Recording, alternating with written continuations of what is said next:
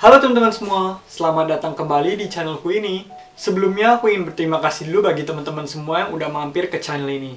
Aku berharap dengan ada channel ini bisa membantu kita semua untuk lebih sadar akan pentingnya financial literacy atau pentingnya berinvestasi. Semoga video ini bermanfaat, please enjoy the video. Nah, pada hari ini kita akan membahas mengenai apa sih teman-teman? Pada hari ini kita akan membahas mengenai P2P atau peer-to-peer lending. Jadi P2P lending ini merupakan salah satu instrumen investasi yang bisa kita gunakan di Indonesia ini teman-teman. Saat ini P2P jumlahnya sangat banyak teman-teman. P2P lending di Indonesia sekarang udah berjamuran dan kita bisa nemuin banyak banget P2P lending yang ada di Indonesia ini. Jadi secara simple teman-teman, P2P itu sama seperti bank, mirip dengan bank. Cara kerjanya adalah P2P atau platform P2P lending ini, mereka adalah yang menjadi penjembatan antara seseorang yang ingin membutuhkan dana dan seseorang yang ingin menyalurkan dana mereka. Jadi P2P ini hadir di sini sebagai penengah antara orang yang membutuhkan dana dengan orang yang ingin menyalurkan dana. Konsepnya sama seperti bank nih teman-teman. Kalau misalnya di bank kan nanti ada orang yang menyimpan dana mereka, ada orang yang nyimpen tabungan, ada orang yang membeli deposito. Kemudian bank yang udah mendapat dana tersebut, bank akan menyalurkan dana tersebut untuk ke pinjaman, entah itu pinjaman usaha, atau KPR, atau pinjaman perusahaan, atau kredit. Kemudian nanti bank akan menagih bunga dari pinjaman tersebut. Kemudian bank juga memberikan return kepada orang yang lend uang tersebut.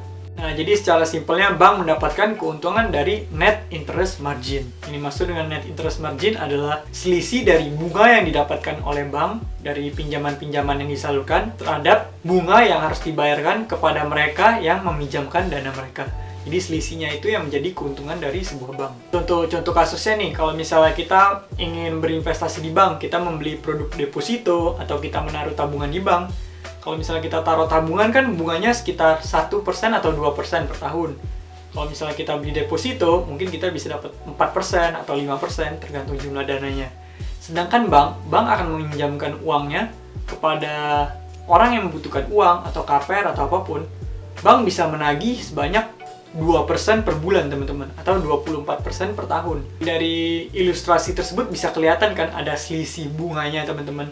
Nah, selisihnya itulah yang akan menjadi keuntungan dari sebuah bank. Nah, jadi dalam P2P lending ini, yang menjadi pedana itu dapat berupa sebuah institusi atau perusahaan, atau bisa juga kita sebagai perorangan teman-teman, atau seorang lender retail, investor retail. Sedangkan dananya mau disalurkan kemana oleh suatu platform P2P, itu tergantung dari platform P2P-nya teman-teman. Dan dananya bisa disalurkan kemana, itu juga ada beberapa opsi. Ada yang dananya disalurkan untuk sebuah pinjaman yang konsumtif, ada juga yang disalurkan untuk usaha UMKM yang butuh dana, ada juga yang disalurkan dalam bentuk sebuah perusahaan yang punya invoice financing. Kalau misalnya dananya disalurkan untuk pinjaman konsumtif, ini biasanya orang-orang yang meminjam dana untuk membeli keperluan-keperluan yang bersifat konsumtif, teman-teman. Biasa kalau misalnya P2P lending yang berjenis seperti ini, tentu bunganya akan lebih tinggi teman-teman. Biasanya bisa sampai belasan sampai lebih dari 20%. Namun kalau misalnya pinjaman yang jenis ini, tentunya resikonya juga lebih tinggi ya teman-teman.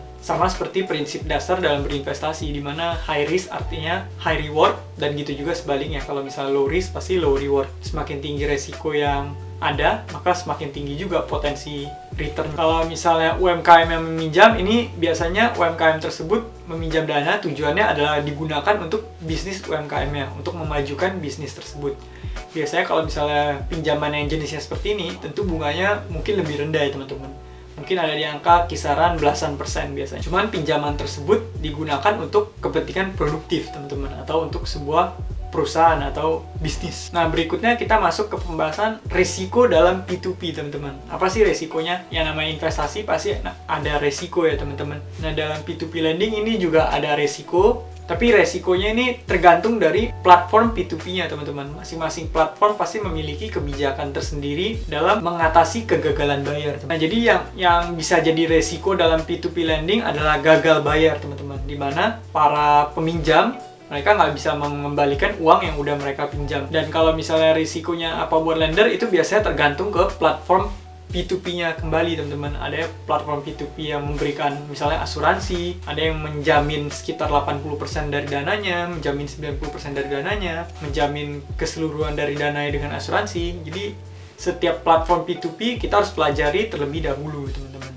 Karena setiap platform pasti punya kebijakannya masing-masing. Nah, berikutnya aku akan membahas tentang tips-tips dalam berinvestasi di P2P. Tips-tipsnya adalah yang pertama, kita kalau misalnya ingin berinvestasi di P2P, sebaiknya kita mengecek NPL-nya teman-teman, atau Net Non-Performing Loan. Biasanya kalau misalnya di P2P, di websitenya pasti ada ditulis NPL, yaitu itu adalah berapa persen tingkat keberhasilan bayar teman-teman. Jadi dari semua pinjaman selama beberapa saat ke belakang, itu diukur berapa persen yang berhasil dikembalikan ke para lendernya. Biasanya NPL ini bersifat wajib untuk dicantumin di website P2P-nya, jadi kalau misalnya teman-teman pengen invest di P2P, teman-teman bisa berkunjung ke websitenya dan cek NPL-nya bagaimana teman-teman. Berikutnya tips yang kedua adalah kita perlu menganalisa dulu teman-teman. Kalau misalnya dana kita ini ingin disalurkannya kemana?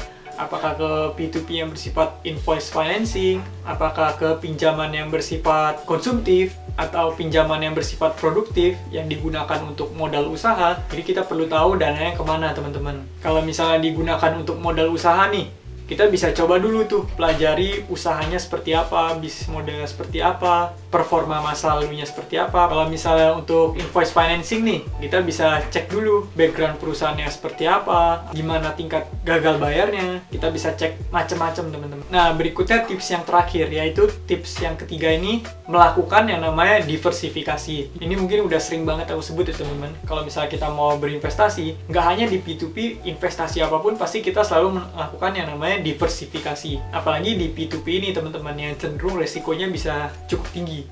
Namun kalau misalnya kita melakukan diversifikasi yang luas, itu kan bisa meminimalisir resiko kita. Misalnya kita pinjamannya ke pinjaman yang jenisnya berbeda-beda, ada yang konsumtif, ada yang produktif, ada yang invoice financing.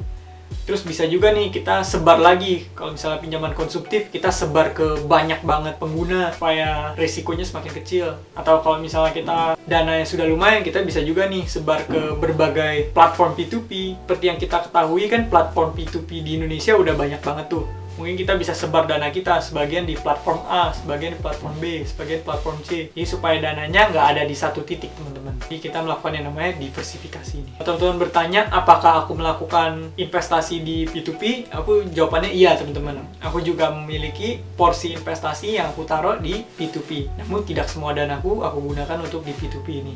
Ini merupakan salah satu yang aku gunakan sebagai diversifikasi asetku. Nah, sekian pembahasan kita pada kali ini. Semoga video ini bisa bermanfaat buat kita semuanya. Semoga video ini bisa memberikan insight-insight baru. Kemudian kalau misalnya teman-teman ada masukan atau ada sharing-sharing, teman-teman bisa taruh juga di kolom komentar. Aku sendiri juga masih terus belajar teman-teman, mempelajari berbagai macam instrumen investasi, termasuk P2P ini aku juga selalu berusaha untuk mempelajari sebanyak mungkin. Terus teman-teman juga boleh nih add sosial mediaku yang udah aku taruh di sebelah sini. Kemudian teman-teman kalau misalnya merasa terbantu dengan video ini, teman-teman bisa memberikan like. Kalau misalnya teman-teman merasa video ini tidak bermanfaat, teman-teman juga bisa kasih dislike.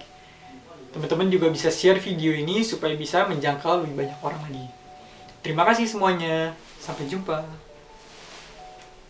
Kami mohon bantuan teman-teman untuk subscribe dan like video ini agar bisa menjangkau lebih banyak orang lagi. Setiap dukungan dari teman-teman sekalian akan sangat berarti buat kami. Selamat menikmati konten dari kami. Semoga bermanfaat.